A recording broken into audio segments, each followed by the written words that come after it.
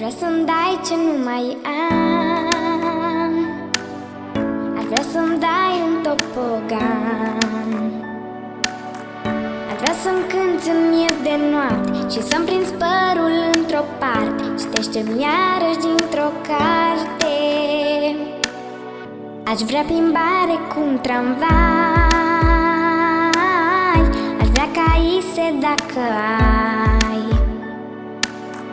Aș vrea zăpadă de 3 metri, cazemată kilometri. Aș vrea puțină mentă în ceai. Cine m-a făcut om mare?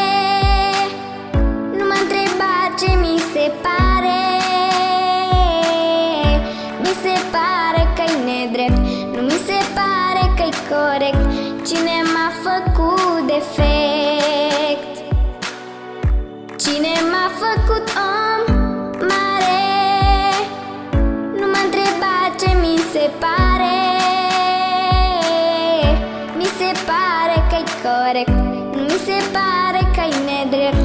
Cine m-a făcut defect?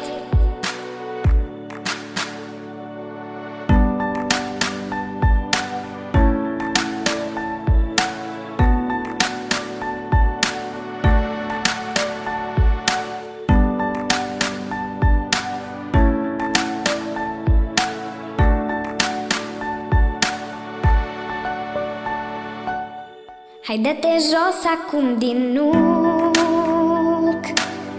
Te așteaptă o treabă de făcut și multe altele ce-or sta acum în grija ta. Te așteaptă grijile, bla, bla. Și mi-ar plăcea să fii mămos. Mi-e tare dor, mi-e dor frumos. Să-mi încălzești supa ca mama, să mă alin și să-mi dau seama că au trecut ani ca flama.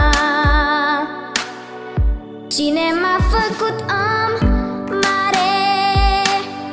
Nu m-a întrebat ce mi se pare.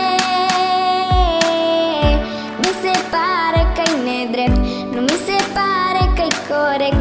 Cine m-a făcut defect? Cine m-a făcut om mare? Nu m-a întrebat ce mi se pare. Mi se pare că-i corect, nu mi se pare că-i nedrept. Cine m-a făcut defect?